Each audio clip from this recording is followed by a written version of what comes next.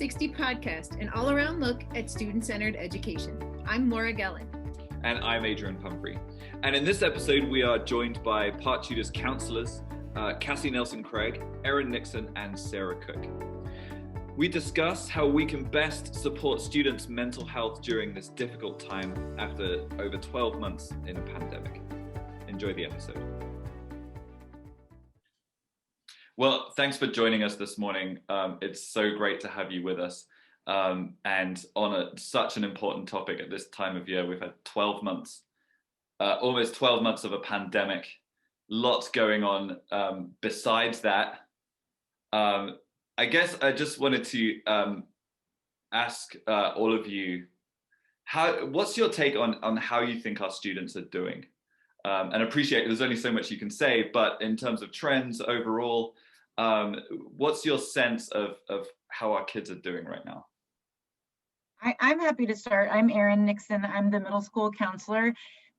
One thing that all three of us, I think, have noticed, so maybe Sarah and Cassie, you might want to speak to this as well, like just to start on a positive note, kids are awesome and they are so incredibly resilient. And, you know, in my world, working with middle school students, I mean, you can put a mask on a 13-year-old and they're still 13. Like they're silly, they're funny, they enjoy the company of friends. So while things at school have changed drastically, and I'm sure we'll get into a little bit more of the more nuanced ways that certainly they've been affected by all they've experienced during this pandemic and school closures. Overall, I mean, I'm happy to report that kids are great. I mean, they really have an ability to adapt in ways that have been really reassuring and to see. Sarah, you talked a little bit about that, the lower school level as well. I would echo that. I'm Sarah Cook, the lower school counselor. I have been, especially with our littlest ones, our 3 and 4 year olds, I have just been amazed and in awe of how they have just pivoted and taken on all of these changes without question, without any sort of, issues, really. They, wearing the masks. I mean, we've got 3-year-olds that are able to keep their mask on all day long. That's amazing. Incredible. Yeah. And even just the social distancing aspects and, being mindful of, we call it zombie arms down here in the lower school, but lining up and giving that space and that distance between you and the person in front of you. And they are just taking all of this without, question and really, it's been really positive to see them embrace what changes we've had to put in place. And also, again, as Erin said, they're still the same kids, it's the same feeling in the building. There is still that really great energy that comes from, all of these kids here at school enjoying learning and their peers and everything. So it's actually been really great to see and a really positive thing. Cassie, you want to talk about upper school? Yeah. So I'm Cassie Nelson-Craig, the upper school counselor, and I think the kids are very adaptable, and I think as we are asking staff and teachers and parents to do amazing things with flexibility, I think kids are following suit in that way. I do also think the kids are noticing that we've been at this a year, and they are tired. I think that their brains and bodies are tired, and I just try to normalize that, with them. One thing I talk a lot about is this sense of we're realizing limitations, which I think is, we say limitations as we don't want to have those, but I think it can be like both a beautiful and terrible thing, to just realize, oh, we've hit our max in some ways. Like, normally there are things that buoy us up as we have hard things, like kids will be able to go out and socialize, and that's why they can take an exam. And we are, you know, taking away those pieces. And so I think, you know, limitations and how we feel those in a positive way is like, yeah, you've really realized you've hit a limit, like you've hit a boundary. Let's talk about what that looks like, how you can like embrace your feelings in the midst of that. It's not like I'm telling the kids, let's embrace our feelings, you know, but I am saying like, it sounds like you're mad. I get it. I'm mad. You know, it sounds like you're sad. I'm pretty sad, you know, at different moments too. And so I think it is this both and approach where it's always, yes, you can do this hard thing. And look at you, like you've worn a mask all day. You've taken 3 tests. You're going to go practice your sport. Like, look at you, you're a rock star. And also, what are you doing to care for yourself? So I like, you know, to think of it in terms of, you know, the both and approach. Yeah. I sometimes get a sense that there is this, sometimes there's a disconnect between maybe how kids are feeling, and I think this applies to adults as well, how kids are feeling and why they're feeling the way they are, right? And I'm speculating here, but I feel like over the last 12 months, that the gap between those two things has increased in that maybe kids don't understand quite as much why they're feeling the way they're feeling. Am I right in saying that in your experience, or yeah, is that correct? Yeah, I think we just kind of get used to the feeling of chronic stress. And it's very hard to articulate what it is exactly. You know, I think our brains really seek out predictability and things that we can rely upon, and we're getting kind of used to not being able to do that. But just because we're used to it doesn't mean it's still not incredibly stressful for our nervous system. And I think a lot of us, adults and kids, have been in flight or fight or even freeze. I mean, some, you know, that's kind of like what we might think of a kid who's sort of bottomed out or sort of seems like they're giving up. Those are all stress responses. And yeah, they've kind of just become something that we have felt for so long that it's hard to articulate what we're actually feeling. Yeah, I would agree with that. And I think also the trauma aspect of all of this, you know, that we're dealing with, you know, a lot of trauma in, you know, a lot of different ways, and the effects that can have on our emotional responses. Yeah. What is your first port of call in a kid that is clearly sort of traumatized by the pandemic? What's your go-to in terms of assessing and treating that trauma? I think, oh, sorry, Cassie. I think kids feel the most safe when they feel like they have relationships, when they feel like they have people that they can depend on. So I'm not necessarily, I mean, sure, I'm trying to help kids learn ways that they can self-soothe or calm in the moment, but really just providing a space for them to tell their stories for that. I mean, every you know, we are all experiencing the same thing, but we're experiencing in different ways. I mean, we have kids who have experienced loss through the pandemic. We have kids who haven't. We have kids who have been very, very isolated socially. We have kids who have only been kind of isolated. You know, the difference is we have kids who have existing mental health problems and some who don't. You know, I mean, the way that this can all impact kids is so different, but what I think all of them need is just a space to be able to share how they're feeling, and a lot of room for relationship building in the school setting, and maybe even, you know, not just with the 3 of us, but with teachers, with administrators, to be able to take a step back and realize that relationship and feel of community is what needs to be prioritized right now. And so that's not necessarily you know, specific things that I'm doing to help kids. That looks different depending on what the kid needs, right? But generally speaking, those relationships are so important right now. They always have been important, but they're especially important right now. Yeah, you know, kind of just echoing a lot of what Erin said. I think sometimes it is just okay, you know, to name that you don't know why you feel X, Y, or Z. I mean, that can happen.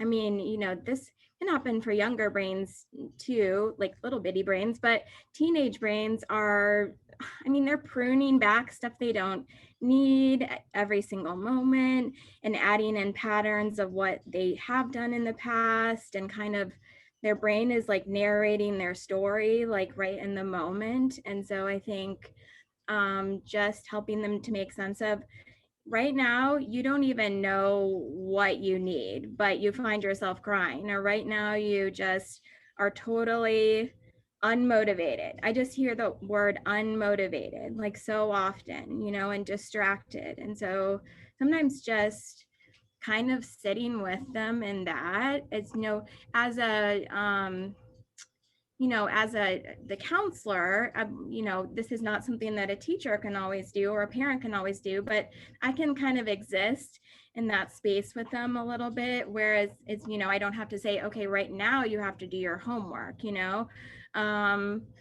so that's a kind of a privileged position in that way, that I can see like, okay, let's stay here a little bit, and we can, be curious about, is it in everything? Like, are you motivated to do anything fun?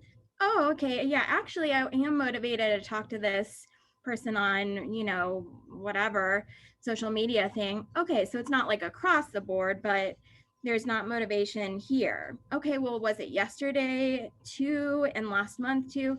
Well, I guess yesterday I did do stuff. So it's just like starting to be curious, and leaving space for curiosity to see like what space exists for them to just be themselves, and then I think the other part of that, because in the high school, they do eventually have to do their math. That's really useful. And, so it is helping them to set a plan, right? So it's like, okay, you can't do anything, but could you think about doing something for 5 minutes and set a timer? I'm big on timers. I'm like, I know you can't do your English. You've told me very clearly. So can you just set a timer and think about doing your English for 5 minutes? And sometimes when, you do that, then you can start doing your English. So it's like breaking things down into the teeny tiniest piece. And I have to do that too, Cassie, I feel like that's a fantastic tip for teachers.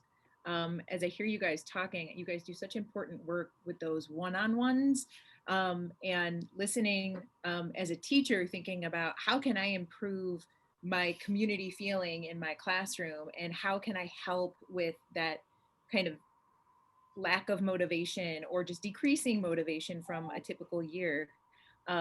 That tip of like setting a timer and just saying, we're just going to do this one step, and then we're just going to do this other step.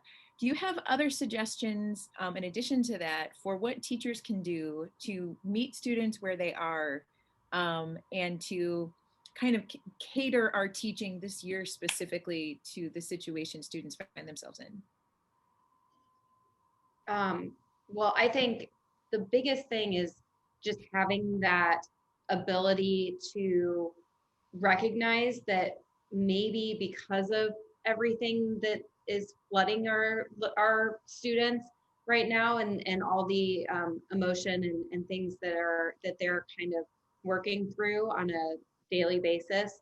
I think one of the biggest things is just having some flexibility, and realizing like, okay, so this wasn't turned in on time, but let's just look at working with this student on getting it done, period, and not worry about late or, those kinds of things. And so I think flexibility is the biggest thing, at least, for lower school and our teachers to, just have that ability to kind of adapt and change as they see where students are at on any given day. Yeah, I think at the middle school level, one thing that we discuss a lot at our team meetings and with teachers and about, you know, the group of kids at each grade level is they might not quite be able to meet the expectations that we would typically have for that grade level. And that does not mean that they will not eventually catch up and meet, but we don't need to catch them up right now. In fact, we need to do exactly what you just said, Laura, which is meet them exactly where they are and understand that, you know, a lot of times the work of middle school is practice with your social skills, with your executive functioning skills. And our kids have missed a lot of really valuable practice time. Now they have maybe gained some new skills. You know, I think we'll see that play out as we go along, but, you know, certainly e-learning presents a whole new set of skills that our students have had to learn, but they've really missed, you know, I'm kind of switching gears a little bit, but for example, on the social side, you know, the way that you figure out how to handle conflicts with peers is by having conflicts with peers over and over and over again. And like I said, our kids have missed some chances for those experiences. And the same goes for things that might, you know, help them succeed in the classroom is, you know, I had a student very recently say, I don't know why I can't, you know, again, going back to what you said, Adrienne couldn't really put her thumb on it. Like, I don't know what it is exactly, but I'm not as, when I don't feel as confident when I raise my hand as I used to. And I was like, well, you know what? You haven't had as much practice raising your hand as you used to. And so it's just kind of recognizing that these kids have missed a lot of valuable time to learn the skills that we might expect of them at their current grade level. And that is not the end of the world at all. I have all the faith that those students will catch up. We are all in the same boat, you know, and so just recognizing that what you might normally see out of, you know, for Adrienne, for example, out of a sixth grader might not be what's happening with sixth graders this year, and that's okay, and that we can still meet them there. Yeah, and Erin, I think that's a really good point for our parents to hear that. I think at least at the lower school, and I'm sure you guys, you know, across the board, a lot of parents have been concerned with the e-learning, you know, that happened towards the end of last school year, and then, you know, the back and forth of this school year, and the concern that their kid is behind. But that we're all in the same boat. Everybody, you know, their kid is not behind, and everybody is on the same page, and that everybody is going to be just fine, you know, where they're at, and that it's not something to worry or concern with. You know, I don't think that should be a focus through this. I think it's really easy too, as we approach the end of the school year, for those anxieties to rise a little bit. Are we ready to be a freshman in high school? Right. Are we, you know, as a teacher, I did not get through my curriculum. And those things cause panic alarms to go off because we're used to that. We can plan on those things. They're a part of our benchmarks always, usually, but this isn't usually. And so it's being willing to kind of let go of those typical expectations that we might have around this time of the school year and take a deep breath and look at what is and go from there. Yeah, and you know, I would echo some of that for the upper school, and also you know, the amazing thing about the upper school is, you know, we really are kind of preparing kids to be bigger kids, you know, when they leave. I know we say young adult. I don't love that phrase because I feel like a young adult still, but, you know, we're moving into bigger and bigger adultiness, you know, so I do think it is about clear is kind and communicating if there are some non-negotiables, you know, which can't really be everything right now. It doesn't really work for it to be everything.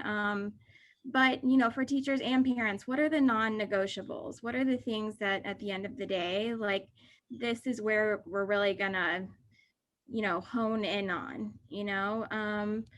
So those things can be communicated, and the flexibility within that is when those things change, clearly communicate the change, you know, and maybe the rule, maybe the non-negotiable is flexibility in some families. Maybe the non-negotiable for other families is a little bit more structure around certain things. So I do think it's about communication, communicate, and asking students to communicate what they do know, even in the midst of what they don't know. It's like, I don't know how to even get started, is better than avoiding it altogether, and teaching kids. Like, I still have to teach, well, myself, I think, but also students, that when they're feeling vulnerable, that's not a time to go inside of themselves. It's a time to like go outside of themselves and like make that hard step to go talk to their teacher.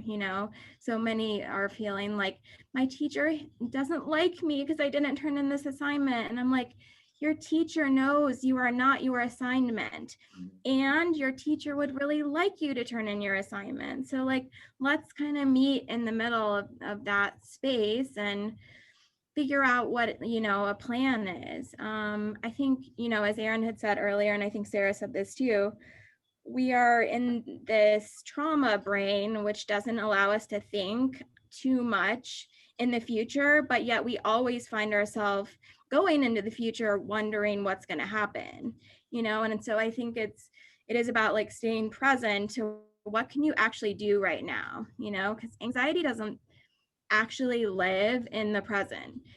Anytime you're anxious, it's because something just happened or you're worried something's about to happen, so it is about like coming back to this space and then like seeing, what you can do next. I'm a big fan of breathing. I mean, I don't always do it. I really work hard. I mean, intentionally do it, but even in a classroom, even as the kids roll their eyes, because they do with me too, but it like reroutes you. It like reroutes your body. It's like, if you take a deep breath, your brain cannot be as anxious. It's just literal, biology. So sometimes it's just, the back to basics, I think, things as well. And compassion, compassion for yourself as teachers, compassion as parents. We've never done a global pandemic. I've never done one. So compassion, it's just like, and it's a skill. Compassion is not like, oh, you're great, no matter what, most wonderful person, but it is like, you're okay because you exist, and I honor your existingness, and like, it's okay, it's gonna be okay. It's okay to not feel okay. Like, all these different things that we can remind ourselves of that brings us back as community, and common humanity. I think those things are really, really important right now. That was Park Tudor's counselors Erin Nixon, Sarah Cook, and Cassie Nelson-Craig. Join us next time as we continue to talk with them about how best to support students' mental health. See you then.